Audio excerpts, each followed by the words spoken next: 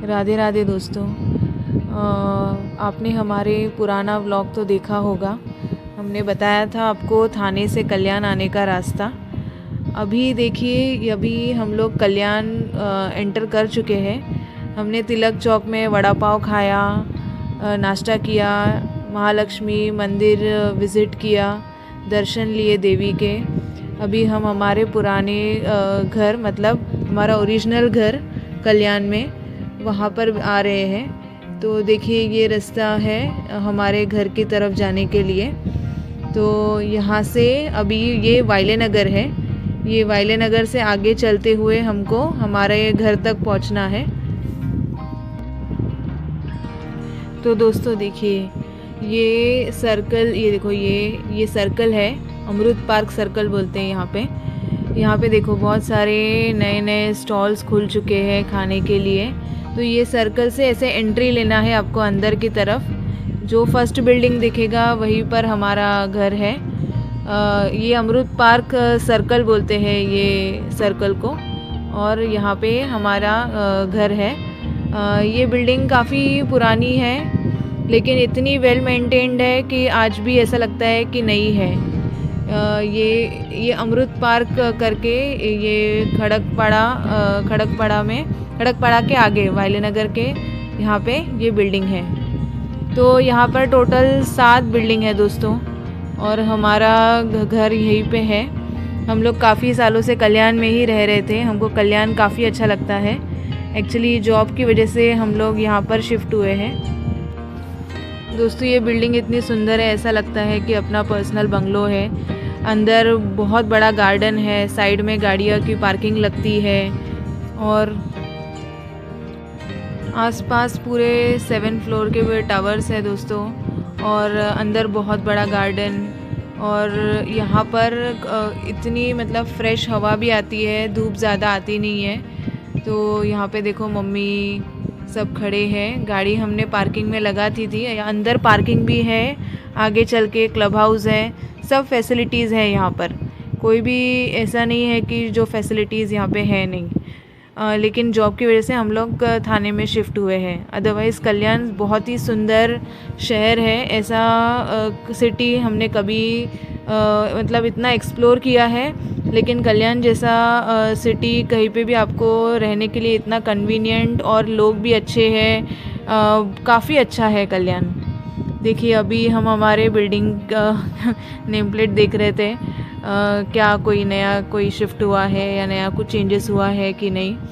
तो यहाँ पे नीचे देखो दोस्तों, ऐसे बिल्डिंग के बाजू में ही पार्किंग लगती है। ऐसे अलग से कोई पार्किंग की जगह होती नहीं है। ऐसे साइड में लोग गाड़ियाँ लगा देते हैं। हम लोग भी यहीं पे हमारी गाड़ी पार्क करते थे। और मौसम अच्छा हो गया था दोपहर तक। धूप काफ़ी कम हो चुकी थी, मतलब क्लाइमेट। दोस्तों कल्याण एरिया इतना खूबसूरत है। ये खड़कपाड़ा एरिया ऐसा लगेगा आपको जैसे आप बांद्रा में ही आए हो। जैसे बांद्रा में भी ऐसे ही आप कभी गए रहेंगे तो ऐसा ही फील होता है। बाहर झाड़ियाँ, रास्ते पर आजू बाजू में छोटे छोटे फ्लोर्स के टावर्स, काफ़ी अच्छा लगता है। और ये देखिए, मैं आपको टूर करा रही हूँ। देखो अंदर पार्किंग का एरिया कैसा है। यहाँ पर सारी गाड़ियाँ पार्क होती है। हमने भी गाड़ी यहाँ पर पार्क कर दी हमारी। ये हमारा क्लब हाउस है। यहाँ पर सब गेम्स और कैरम ये सब खेलते हैं बच्चे लोग। तो ऐसे टावर्स हैं आसपास में, और ग्रीनरी बहुत ज़्यादा है दोस्तों यहाँ पे। ऐसी बिल्डिंग आपको खड़कपाड़ा में भी काफ़ी कम मिलेगी। अमृत पार्क ऐसा है कि यहाँ पे ग्रीनरी काफ़ी है। तो आप मॉर्निंग वॉक, इवनिंग वॉक, रात को यहाँ पे लोग बैठते हैं गार्डन में। और लोग इतने अच्छे थे यहाँ पे, मतलब ऐसा लगता था कि जैसे हमारी फैमिली है। तो इतना बड़ा गार्डन ऐसे कोई बिल्डिंग में कल्याण में तो मिलता नहीं है। अभी तो बड़े बड़े टावर्स जो खड़े हुए हैं वहाँ पे एमिनिटीज़ हैं। यहाँ पे भी वो ज़माने में जब ये 15 साल पहले बिल्डिंग हुई थी, वो टाइम पे सारे एमिनिटीज़ और फैसिलिटीज़ थे। और देखो सब सीनियर सिटीज़न कैसे बैठ के गप्पे मार रहे थे। इतना ब्यूटीफुल है ये। तो दोस्तों चलो अभी आपको मैं हमारे घर का टूर कराती हूँ। तो देखो हमारा यहाँ पे भी लिफ्ट है हमारे बिल्डिंग में। हम जितने भी बिल्डिंग्स में पहले ले जाते हैं घर लेने के लिए, पहले चेक करते हैं सारा एमिनिटीज़ फैसिलिटीज़ सब प्रॉपर है या नहीं। तो देखो आ गया दोस्तों हमारा घर। तो दोस्तों देखिए, अभी ये हमारा हॉल है। यहाँ पर अभी टेनेंट रहते हैं, तो हम लोग थोड़ा सा काम के लिए आए थे, तो सोचा कि घर की हालत भी देख लेते हैं कैसी की है। तो देखिए, ये हमारा हॉल है। काफ़ी बड़ा और ब्यूटीफुल हॉल है दोस्तों। ऐसा घर अभी मिलना मुश्किल है मुंबई में, इतना बड़ा घर। हम लोग तो अभी यहीं पे कल्याण में ही शिफ्ट होने वाले हैं कुछ सालों बाद। इसको बहुत अच्छा इंटीरियर करा लेंगे और रिपेयर और मेंटेनेंस करके ये घर काफ़ी अच्छा हो जाएगा। दोस्तों, ये जो सामान आप सब देख रहे हैं ना, ये हमारा ही है। हमने ये घर जो टेनेंट को उनको दिया था, आंटी जी को, तो वो फुल फर्निश्ड दिया था। जैसे कि ये सोफ़ा, कर्टन्स, पंखे, लाइट, ड्रेसिंग टेबल, सब सब सब हमारा ही है। हम कुछ भी लेके नहीं गए थे हमारे नए घर में। एसी हम कुछ भी लेके नहीं गए थे हमारे नए घर में। एसी, वॉलड्रॉप, सब कुछ हम लोग यहीं पे छोड़ के गए थे। तो ये पूरा दोस्तों हमारा वेल फर्निश्ड घर था। जैसे हम लोग यहाँ पे रहते थे वैसे का वैसा ही घर हम लोग ने टेनेंट को, आंटी जी को दिया है। और आंटी जी यहाँ पे रह रही है काफ़ी सालों से। देखो, किचन भी सब यहाँ पे, हाँ, कुछ किचन का ट्रॉली ये सब छोड़ के गए थे। हाँ, थोड़ी कुछ हालत ख़राब हुई है घर की, तो वो रिपेयर एंड मेंटेनेंस करना पड़ेगा, बट देखते हैं अभी आगे। देखो, अभी ये सारे सब किचन का हालत कैसी हो गई है। थोड़ा तो ऐसा लगता है कि पुराना घर हमने जैसा रखा था वैसा तो कोई रखता नहीं है, तो बुरा तो लगता है, बट अभी क्या कर सकते हैं। ये जॉब की वजह से यहाँ पे हमको थाने में शिफ्ट होना पड़ा है, नहीं तो हम लोग कल्याण कभी नहीं छोड़ते। इतना खूबसूरत घर है हमारा, और हमने काफ़ी अच्छे से भी रखा है। देखो, बेडरूम भी कितने बड़े बड़े हैं, मतलब इतना सामान रखने के बाद भी ऐसा लगेगा जैसे बहुत बड़ा एक हॉल हो। ये कर्टन्स भी दोस्तों सब हमारे ही है, तो इतना वेल मेंटेन रखा था हमने, बट अभी थोड़ा सा तो इधर उधर हो ही जाता है घर में। इतने थोड़ा रिपेयर और मेंटेनेंस की अभी इसको ज़रूरत तो रहेगी। तो दोस्तों, हमारा मन ही नहीं कर रहा था कि हम लोग यह घर के बाहर निकले। हम लोग घूमते ही जा रहे थे, क्योंकि काफ़ी टाइम हमने इस घर में निकाला है। तो ऐसा लग रहा था कि वापस रिटर्न यहाँ पे आ जाए। तो दोस्तों, घर देखने के बाद हम लोग वापस अभी हमारे घर के लिए रिटर्न वापसी के लिए निकले। तो देखिए, अभी आपको हम रिटर्न का रास्ता बताते हैं। तो दोस्तों, ये देखिए, अभी हम लोग वापसी के लिए निकल रहे हैं। तो निकलते निकलते शाम हो चुकी थी, सारे काम ख़त्म करते करते, क्योंकि कल्याण में आते हैं तो काम एक नहीं रहते हैं, काफ़ी काम रहता है। हमारे काफ़ी सारे काम यहीं पे रहते हैं। हमारे काफ़ी रिलेटिव सब यहाँ पे भी रहते हैं कल्याण में, तो सबसे मिलना जुलना भी हो जाता है। तो जब भी आते हैं तो यहाँ पे घूमते फिरते हैं हम लोग। अभी देखो, ये हमारा घर है। यहाँ से आगे निकलते हुए यहाँ पे देखो, नीचे भी इतने सारे खाने के लिए ऑप्शंस थे, और काफ़ी क्वालिटी टेस्ट वाइज में भी यहाँ पे कंपैरेटिवली हमको अच्छा लगता था थाने से कल्याण में। अभी आगे बढ़ते हुए ये आधारवाड़ी चौक है।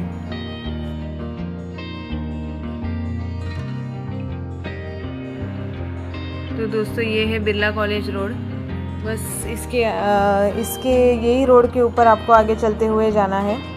यहाँ पर कल्याण में एक हमने देखा है कि यहाँ पर कोई चीज़ की कमी नहीं है। जैसे कि सारे banks, Maharashtra bank, SBI, axis bank, Canara bank, ये आपके क्लोज प्रॉक्सिमिटी में ही मिल जाते हैं। वो सर्कल पर आपको दूर दूर जाने की ज़रूरत नहीं पड़ती है, और आप वॉकिंग डिस्टेंस से भी कहीं पे भी जा सकते हो। आपको गाड़ी लेकर जाना है या बहुत ज़्यादा ट्रैफिक लग रहा है, ऐसा भी नहीं है। तो रहने के लिए काफ़ी कन्वीनियंट हो जाता है दोस्तों। तो अगर आप ऐसा सिटी ढूंढ रहे हो जहाँ पर मतलब एकदम कन्वीनियंट हो, सब कुछ आपके घर के आसपास हो, वेजिटेबल मार्केट, शॉपिंग मार्केट, और ट्रैफिक कम हो, बैंक्स अवेलेबल हो, तो आपको कल्याण सबसे बेस्ट सिटी है। और ऐसा नहीं है कि यहाँ पे कोई ब्रांड्स अवेलेबल नहीं है, जैसे यहाँ पे डी मार्ट है, रिलायंस है, और टाइटन का शोरूम है, तनिष्क है, सारे ज्वेलर्स है, कल्याण ज्वेलर्स है, मतलब सब कुछ है। ऐसा कुछ भी नहीं है, मॉल्स है, ऐसा कुछ भी नहीं है जो अदर मेट्रो सिटीज़ में अवेलेबल है, वहाँ पर अवेलेबल है और यहाँ पर नहीं है। और बड़े बड़े हॉस्पिटल्स भी यहाँ पर है दोस्तों, और काफ़ी दूसरे सिटीज़ से भी काफ़ी अच्छे अच्छे डॉक्टर्स यहाँ पर है, ट्रीटमेंट भी आपका अच्छा होता है। तो रहने के लिए सबसे बेस्ट कल्याण है। अगर आप हमको पूछोगे कि रैंकिंग वाइज कल्याण और थाने में, तो मैं कल्याण को ही नंबर 1 रेट करूँगी दोस्तों, जो हमारा एक्सपीरियंस है। थाने में ट्रैफिक और ये बहुत ज़्यादा है, तो थोड़ा सा कन्वीनियंट नहीं रहता है। स्टेशन से घर आने के लिए भी बहुत ट्रैफिक लगता है, कम डिस्टेंस होने के बावजूद।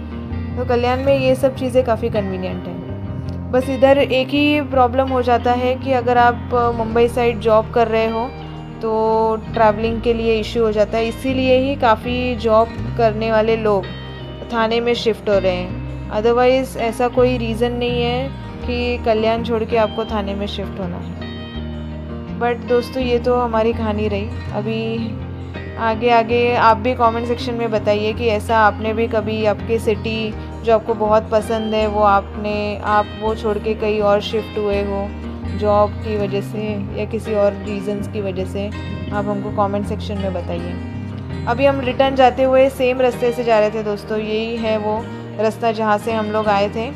तो जैसे मैंने आपको बताया था, यहाँ पे देखो साड़ियों की बहुत बड़ा मार्केट है। यहाँ पे आप अगर आपकी शादी वादी है तो आप यहाँ से देने लेने की साड़ियाँ भी ले सकते हो। यहाँ पे बहुत रीज़नेबल रेट्स में साड़ियाँ मिल जाती है। तो ये एक्चुअली साड़ियाँ, जैसे उल्लासनगर में गजानन मार्केट आपने सुना रहेगा, वहाँ पे बहुत बड़ा मार्केट है, होलसेल मार्केट, वैसा ही इसका पार्ट 2 यहाँ ये एरिया में है। सारी साड़ियों की शॉप्स आपको यहाँ पे मिल जाएगी। और ये जो रोड है दोस्तों, यहाँ पे डेवलपमेंट जो हुआ है 6-7 सालों में, वो काफ़ी हुआ है प्रोग्रेस यहाँ पे। हीरानंदानी ने भी यहाँ पे, हीरानंदानी बिल्डर आपने नाम सुना होगा, उसने भी यहाँ पे बहुत बड़ा लैंड पार्सल लेके रखा हुआ है। और मैंने आपको दिखाया था कि महिंद्रा हैप्पीनेस, वो वाली बिल्डिंग मैंने आपको दिखाई थी। टाटा मंत्रा ने तो काफ़ी साल पहले ही यहाँ पे कंस्ट्रक्शन करके बहुत बड़ा बिल्डिंग इनका ऑलरेडी हो चुका है। हीरानंदानी जैसा बिल्डर भी यहाँ पे आ चुका है।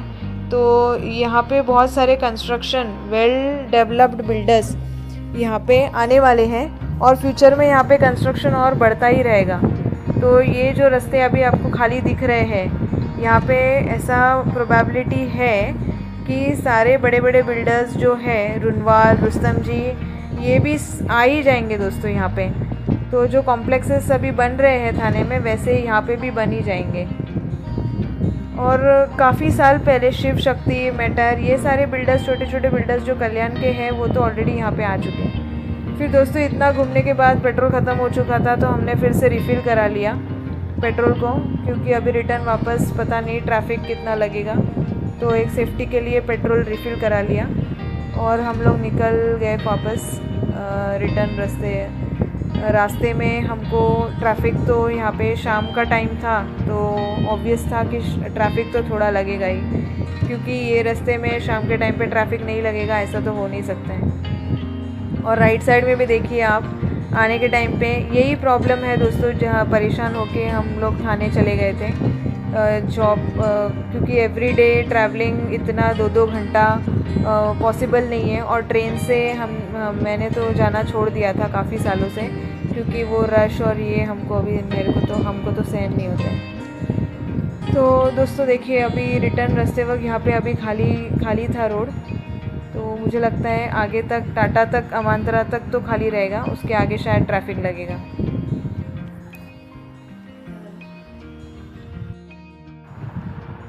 तो दोस्तों आपको अगर ट्रैवलिंग अगर आपको अच्छी लगती है तो आप 2-2 घंटा ट्रैवल कर सकते हैं, बट ज़्यादा एवरीडे तो ट्रैवलिंग सबके लिए पॉसिबल नहीं है।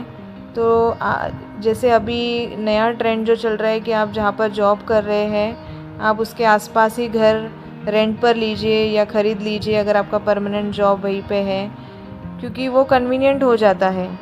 क्योंकि आप लाइफ टाइम अगर आप आपके लाइफ के 2-2 घंटे 4 घंटे एवरीडे ट्रैवल कर रहे हैं तो आप ही कैलकुलेट करिए कि आप हफ्ते में कितना घंटा ट्रैवल में वेस्ट कर रहे हैं और आगे आप कितने घंटे आप घर में रह रहे हैं फिर।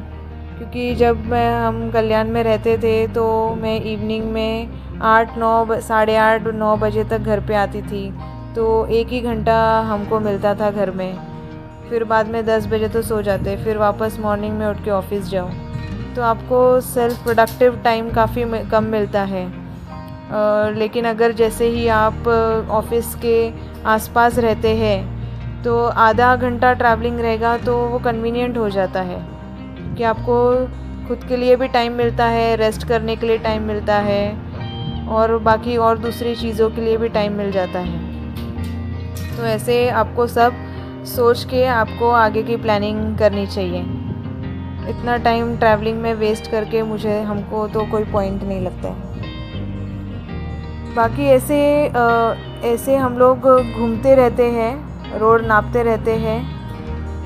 हमको ट्रैवलिंग पसंद है।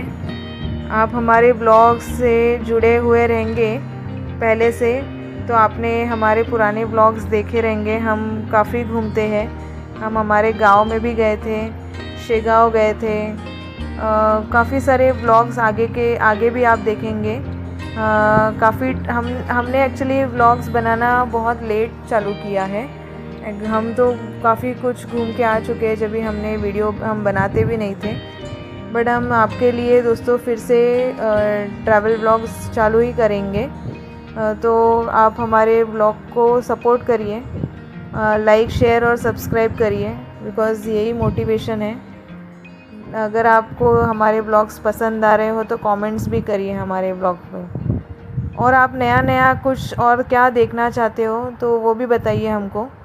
तो हमको कैसे पता चलेगा कि आपको क्या अच्छा लगता है। आपको ट्रैवल ब्लॉग्स अच्छे लग रहे हैं, डेली ब्लॉग्स अच्छे लग रहे हैं, या आपको और कुछ देखना है, आपका इंटरेस्ट जोन कहाँ पर है वो बताइए दोस्तों। हम वैसे ब्लॉग्स भी बना के आपको वो नॉलेज शेयर करेंगे। ऐसे तो हम काफ़ी सारे सब्जेक्ट्स टॉपिक्स पे ब्लॉग बना सकते हैं, लेकिन हमारे ऑडियंस को, हमारे सब्सक्राइबर्स को क्या अच्छा लग रहा है उसके बेसिस पे हम लोग ब्लॉग्स बनाएंगे। तो इम्प्रोवाइज़ करते रहेंगे हम हमारे ब्लॉग्स को।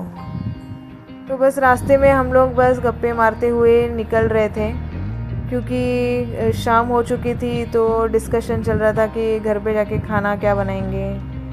तो ये सब डिस्कशन चलते रहते हैं। और कंस्ट्रक्शन का काम तो ये रास्ते पर चालू था। आते वक्त मैंने आपको सारे डिटेल्स बता दिए थे, तो रास्ता तो मैं अभी आपको वही रास्ता है और कोई नया रास्ता तो है नहीं। तो अभी तो आप पुराना मेरा ब्लॉग देख सकते हैं अगर आपको रोड की डिटेल्स जाननी है तो। और दोस्तों बारिश मुंबई में पता नहीं कब आएगी, इतनी गर्मी हो चुकी है। आते वक्त तो हम लोग पूरे पसीने से लथपथ हो चुके थे, बस वेट कर रहे थे कि घर कब पहुंचेंगे और स्नान कब करेंगे, फ्रेश कब होंगे।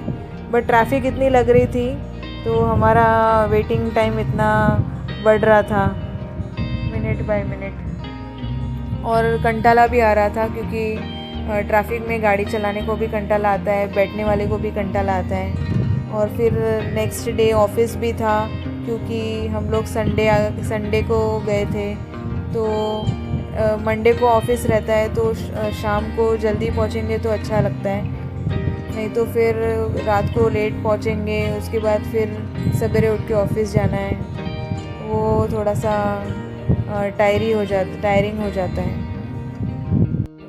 तो दोस्तों अभी रास्ते पर चलते चलते हुए जस्ट हमारा डिस्कशन चल रहा था कि भारत के ऊपर डिस्कशन चल रहा था। इंडिया सबसे फेवरेट टॉपिक है हमारा, हम लोग जस्ट यही डिस्कस कर रहे थे कि भारत 2030 तक दुनिया की तीसरी सबसे बड़ी अर्थव्यवस्था कैसे बन सकता है।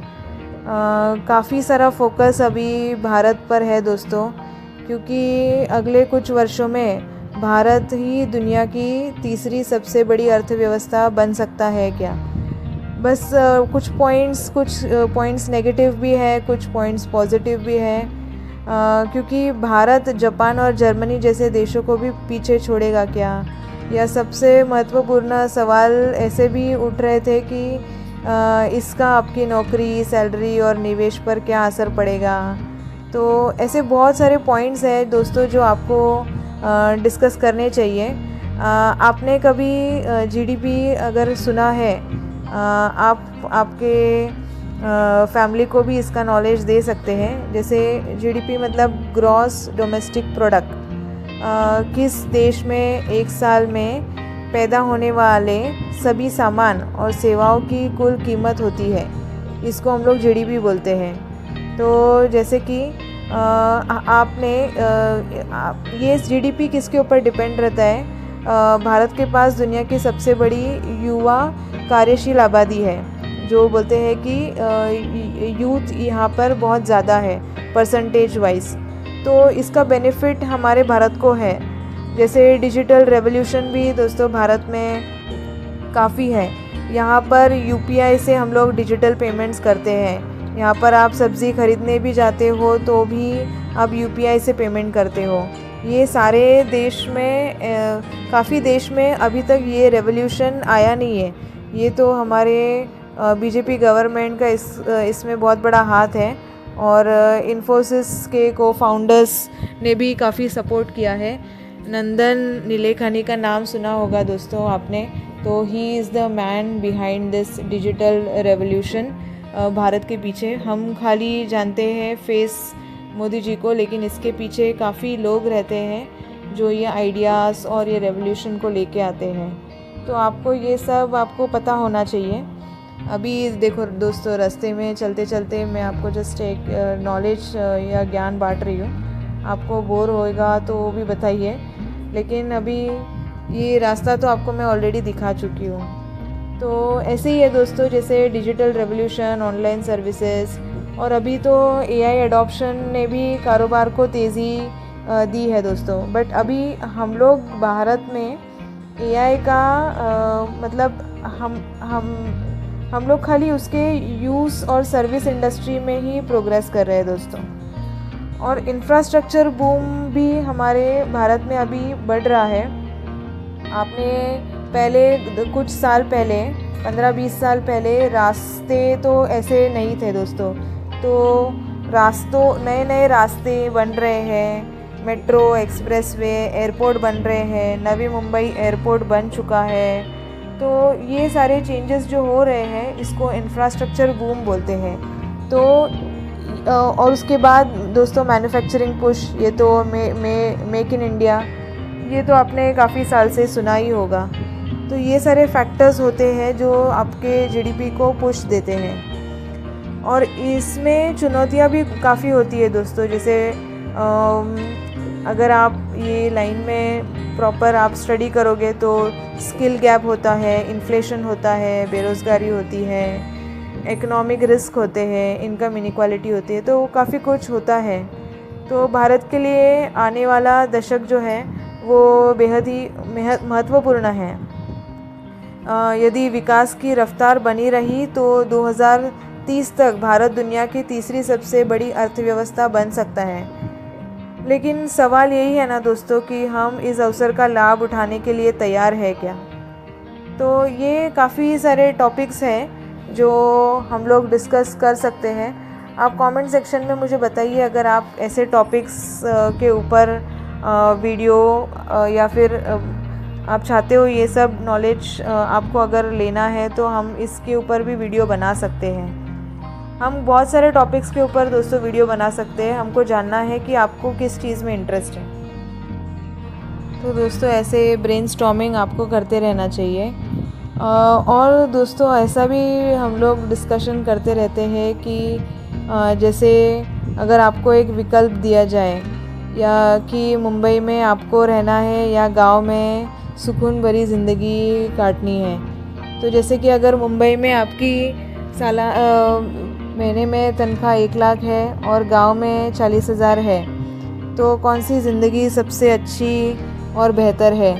तो मुंबई में रहने के फ़ायदे ऐसे हैं कि यहाँ पर नौकरी के ज़्यादा अवसर मिलते हैं और बड़े अस्पताल है, शिक्षा यहाँ पर अच्छी है, एजुकेशन अच्छी है, नेटवर्किंग है, करियर ग्रोथ है, आधुनिक सुविधाएं हैं यहाँ पर।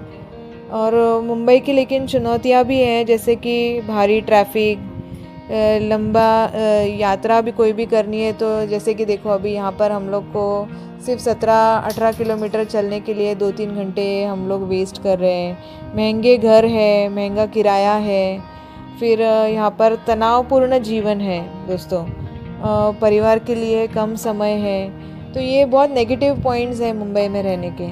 और गांव में रहने के फ़ायदे काफ़ी हैं दोस्तों, जैसे कि वहाँ पर स्वच्छ हवा है, खर्चे काफ़ी कम हैं, शांत जीवन है, परिवार के साथ अधिक समय मिलता है, बेहतर सामाजिक जुड़ाव भी है।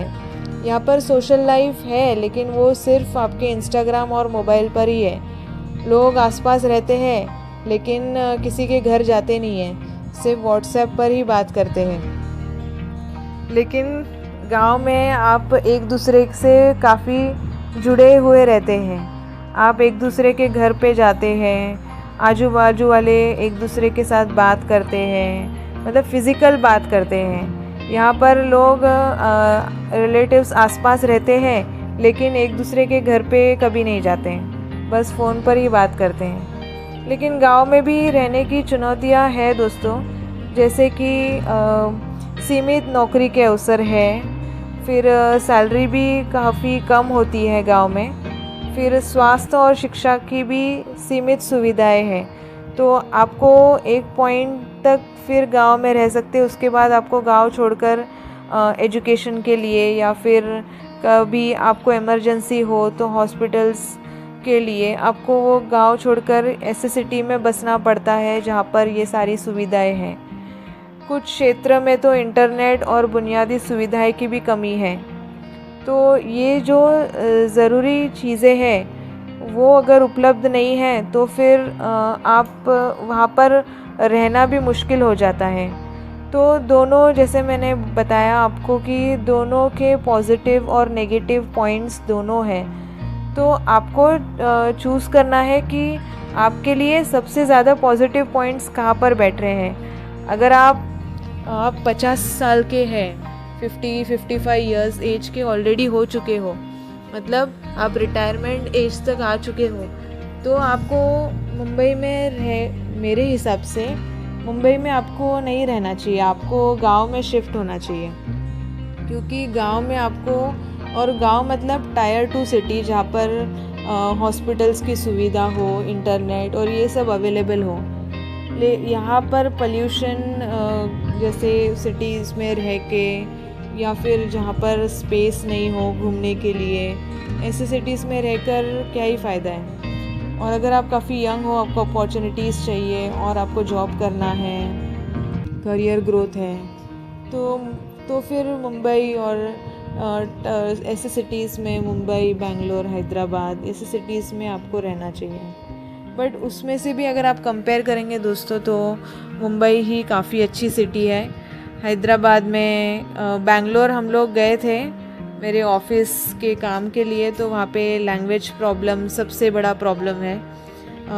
एक तो वो लोग हिंदी बात करते हैं नहीं, उनको हिंदी समझती है नहीं, या फिर वो समझना नहीं चाहते हैं। वो तो हमको अभी तक समझा ही नहीं है दोस्तों कि वहाँ पर मतलब हिंदी का बहुत बड़ा प्रॉब्लम है।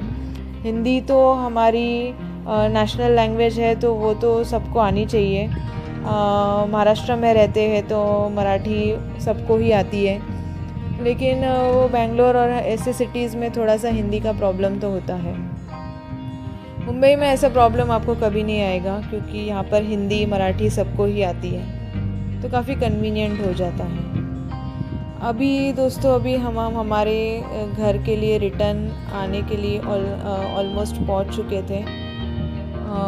वेट कर रहे थे कि कब घर पहुँचेंगे। सफ़र अच्छा था, दिन काफ़ी अच्छा निकला, प्रोडक्टिव निकला, क्योंकि हमारे जितने भी पेंडिंग काम थे वो सारे हम लोग कंप्लीट करके आ चुके थे।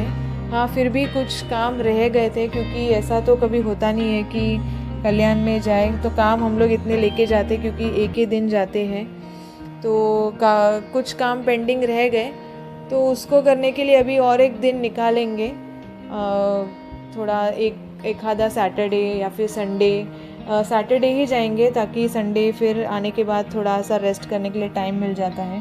तो देखते, प्लान करेंगे।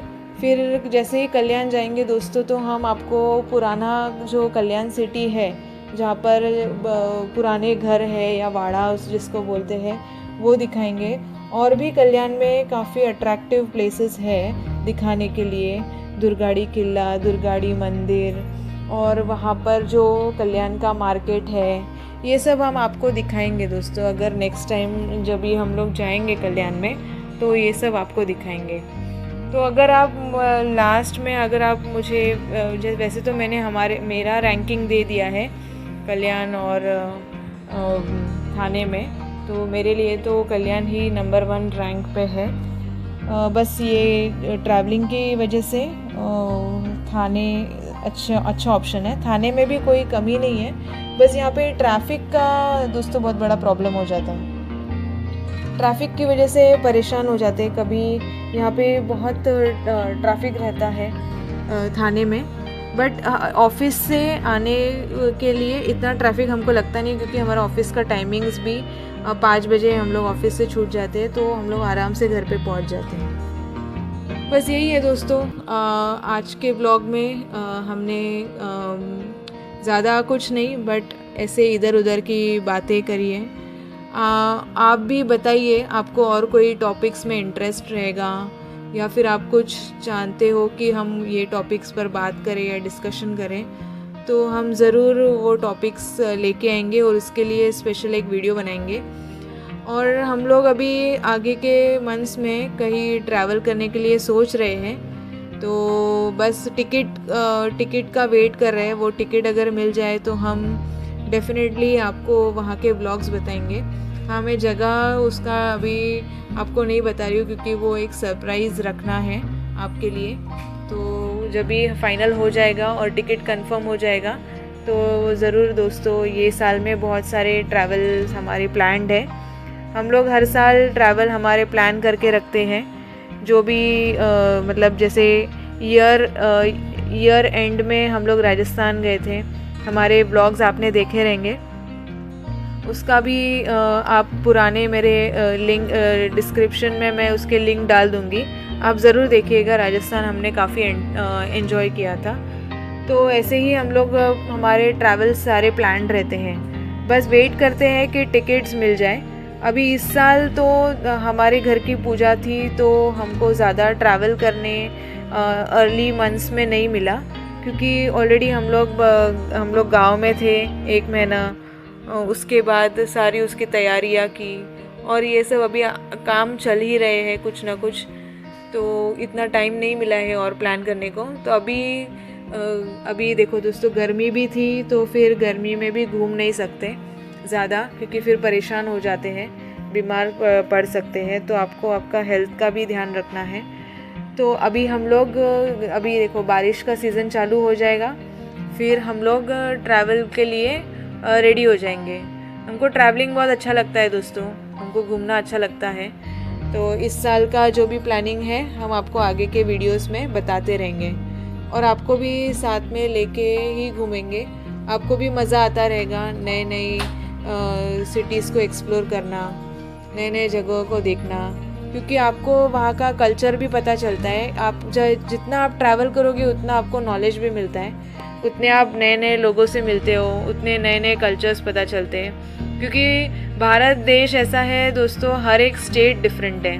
महाराष्ट्र बहुत डिफरेंट है मध्य प्रदेश से, गुजरात से, और फिर हिमाचल प्रदेश बहुत ही अलग स्टेट है, केरला साउथ साइड अलग स्टेट है, राजस्थान हम गए थे, उधर का कल्चर है, और इधर की भाषा भी अलग है, खाना भी अलग है। मतलब इतना वैरायटी है हमारे देश में कि आप कहीं पे भी जाइए आपको एक अलग अलग वैरायटी मिलेगा। वेस्ट बंगाल में अलग है, कलकत्ता अलग है, हम लोग उड़ीसा भी जगन्नाथ मंदिर भी जाके आए हैं। तो तभी हम लोग व्लॉग नहीं बनाते थे, बट अभी इसके लिए हमने व्लॉग्स बनाना चालू किया है ताकि ये सारा जो भी हम लोग एक्सपीरियंस कर रहे हैं वो हमारे सब्सक्राइबर्स तक, हमारे ऑडियंस तक पहुंच पाएँ और आपको भी वो नॉलेज मिले, एक्सपीरियंस मिले और आप भी हम जैसे मोटिवेट होते हैं दूसरों को देखकर, आप भी हमें देखकर मोटिवेट होइए और घर से बाहर निकलिए, घूमिए, मज़ा आएगा आपको भी।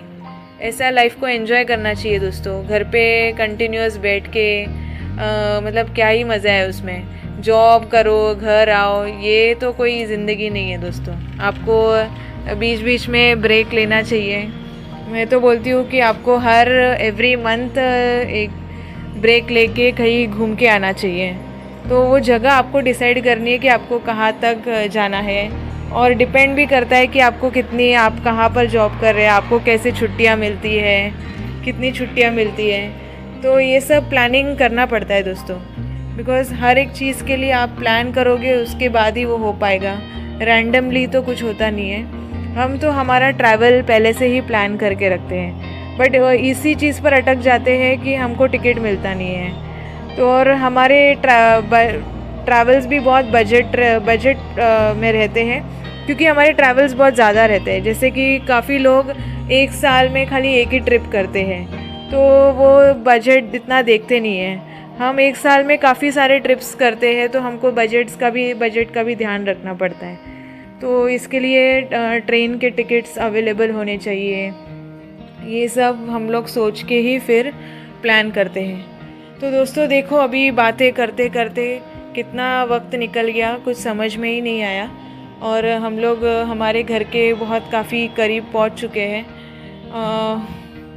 ऐसे तो मैं काफ़ी बात कर सकती हूँ दोस्तों, मुझे तो बात करना बहुत अच्छा लगता है और कोई भी टॉपिक बताओ, मैं हर एक टॉपिक पर आपको हम बातें कर सकते हैं। लेकिन ये ऐसा हो जाता है कि आप सामने से भी, आपको भी कमेंट सेक्शन में आपको बताना है कि आपको ये इंटरेस्टिंग लग रहा है, नहीं लग रहा है। ये हमारे घर का पिछला वाला रास्ता है, क्योंकि रूट हमने लोधा से लिया था, क्योंकि वहाँ पे ट्रैफिक कम रहता है। अगर हम बालकुम साइड से आते हैं तो वहाँ पे ट्रैफिक होता है। तो दोस्तों गाड़ी चलाते वक्त बहुत सोचना पड़ता है कि आपको गाड़ी कहाँ से लेनी है। और फिर हम लोग हमारे घर के पास में पहुँच चुके थे, बस अभी थोड़ा ही टाइम था घर पहुँचने के लिए। और एंड ऑफ दी ये ब्लॉग में यही बोलना चाहूँगी कि आप घूमिए, आप जितना घूमेंगे आपके मेंटल हेल्थ के लिए भी अच्छा है। अभी दोस्तों देखो, बहुत ये टॉपिक निकला है मेंटल हेल्थ, अभी आपके ऑफिस में या आजू बाजू में ये टॉपिक काफ़ी निकल रहा है कि आपका मेंटल हेल्थ भी अच्छा होना चाहिए।